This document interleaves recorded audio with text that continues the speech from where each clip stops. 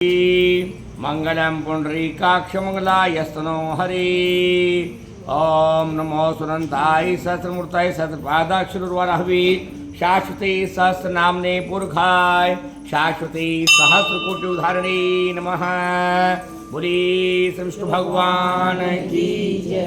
तो नारद मुनि कहते हैं कि नारद जी, आप पुराण मीमांसा न्याय तथा धर्मशास्त्र के ज्ञाता हैं, कृपया यह तो बताइए कि सारे देवताओं की परिक्रमा करने से क्या पुण्य होता है। तो नारद मुनि कहने लगे कि देवों की एक परिक्रमा करनी चाहिए, सूर्य की 7, अग्नि की भी 7 परिक्रमा करनी चाहिए, गणपति की 3, शिव भगवान की आदि और पितरों की जैसी इच्छा हो 4 या 3 परिक्रमा कर सकते हैं।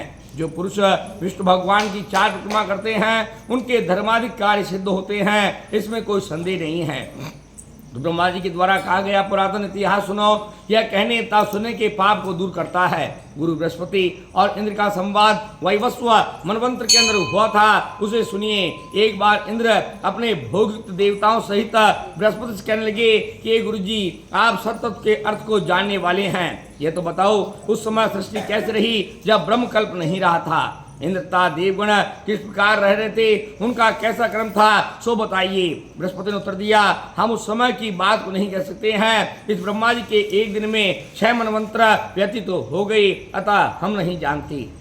आपके शहर के अंदर कोई सुधर्म नाम का निवास करता है, चलो उससे पूछते हैं। इस प्रकार से इंद्र बृहस्पति जी सुधर्म के वास पहुंचे। सुधर्म ने इंद्र देवता सहित गुरु की पूजा करी। सुधर्म के द्वारा पूजित इंद्र सुधर्म की लक्ष्मी को देखकर आश्चर्य करने लगा और कहने लगा कि धर्म के जानने वाले सुधर्म, हमसे अधिक लक्ष्मी, तेज तथा यश तुमको प्राप्त है। बताइए, तुमने ऐसा कौन सा दान तप यज्ञ किए, इस प्रकार तुम्हें यह श्री प्राप्त हुई है। ब्रह्मकल्प के आगे की बात तुम किस प्रकार जानते हो, सो वर्णन करो। इंद्र द्वारा कहे हुए सुधर्मा प्रसन्न होकर विधि पूर्वक पहले का वृत्तांत कहा। ब्रह्मा जी का एक दिन व्यतीत होता है, तब सतयुग, त्रेता, द्वापर और कलयुग, चार युग का 1000 बार चक्कर लगा देती हैं। उस एक दिन के अंदर 14 मनु, इंद्र और देवता आदि होते हैं। सारी सृष्टि इस प्रकार से होती है। हे इंद्र, मैं पूर्व काल में बहुत पाप करने वाला था, भूमि पर खराब मांस का भक्षण करने वाला एक गिद्ध था। एक समय विष्णु भगवान के मंदिर की दीवार पर बैठा हुआ था, इतने में ही एक शिकारी ने तीर मारा और मैं मंदिर के अंदर जा गिर पड़ा। इस बीच एक कुत्ता आया और मुझे अपने मुख में दबाकर दूसरे कुत्तों के भय से परिक्रमा करके भाग गया। दूसरे कुत्ते भी उसके पीछे भागे। इस प्रकार से विष्णु भगवान के मंदिर की सबकी परिक्रमा हो गई। विष्णु भगवान उस प्रकार लगाई गई परिक्रमा से प्रसन्न हुए तथा मुझे और कुत्ते को श्रेष्ठ गति प्रदान करी। जब एक गिद्ध को परिक्रमा करने का उतना फल मिला तो विधि पूर्वक विष्णु भगवान की पूजा की जाए तो उसमें कुछ कहना ही क्या है।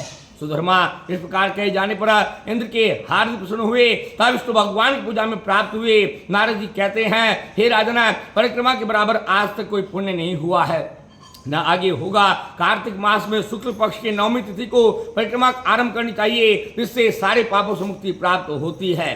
कार्तिक मास में शुक्ल पक्ष की 9वीं सतयुग के आरंभ का दिन है। उसी तिथि में हे राजन, हवन करने से, स्नान करने से तथा दान करने से बहुत अधिक फल मिलता है। कार्तिक मास शुक्ल पक्ष में 9वीं तिथि को मथुरा में जाकर के भगवान के मंदिर की परिक्रमा करने से सारे महापाप दूर भाग जाते हैं, पापों से छुटकारा मिल जाता है। मथुरा के अंदर परिक्रमा करने में जितने पग चलते हैं उतने संख्या में उसके कुल स्वर्ग को प्राप्त होते हैं। और यदि मथुरा बहुत दूर हो तो किसी दूसरी जगह परिक्रमा करनी चाहिए, और यदि वह स्थान में न हो तो ब्राह्मण गौ विष्णु भगवान के स्थान की परिक्रमा करनी चाहिए। शालग्राम जी की परिक्रमा करने से जो पुण्य मिलता है वह सारे वन, पर्वत और सागर युक्त पृथ्वी की परिक्रमा करने से फल प्राप्त होता है। शालग्राम की परिक्रमा करने से समझिए उसने सारे समय वाराणसी की परिक्रमा करी। शालग्राम जी की परिक्रमा से ग्रहण के अंदर करोड़ों गौ के दान के फल के समान और प्रयाग में रहने के समान और 10,000 अश्वमेध के समान फल प्राप्त होता है। इसलिए परिक्रमा करनी चाहिए। सभी पुरुषों को परिक्रमा करनी चाहिए। 6 अक्षरों वाला मंत्र जपता हुआ वह गांव की परिक्रमा करे और सूर्य उदय के पश्चात और सूर्य के पश्चात फेरी देना छोड़ देनी चाहिए। शालग्राम की परिक्रमा करनी चाहिए, ब्राह्मण की पूजा करनी चाहिए, खीर आदि भोजन खिलाकर परिक्रमा लगानी चाहिए, दक्षिणा आदि दान देनी चाहिए। इस परिक्रमा के पाठ करने वाले और सुनने वाले जो होते हैं उन्हें श्रेष्ठ गति प्राप्त होती है। बोले श्री विष्णु भगवान की जय।